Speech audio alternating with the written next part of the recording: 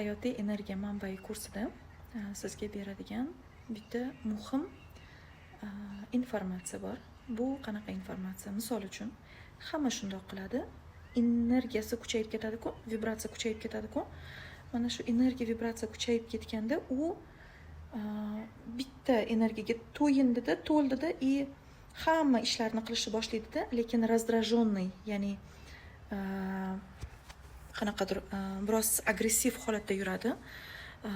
Shoshib ketgandek tinchligini yo'qotib qo'yadi. Ya'ni garmoniyada qilinmaydi, xotirjamlikda qilinmaydi, bajarilmaydi ishlari. Va sizga shuni ko'rsatib beraman, bu kursda qanday qilib energiyani, vibratsiyani to'g'irlash mumkin. Ya'ni energiya ko'p bo'lgan paytda uni hammasini sochib yubormaslik mumkin. Energiya yo'q bo'lgan paytda qanday qilib bu resursni ushlash mumkin. Ya'ni yana ham o'zingizni charchatib yubormasdan qandoq qilib nima qilishingiz mumkin mana shu holatda o'zingizni ushlab qolish uchun. Ya'ni ko'p energiya sochib yubormaslik, ko'p kuch yo'qotib qo'ymaslik uchun nima qilish kerak?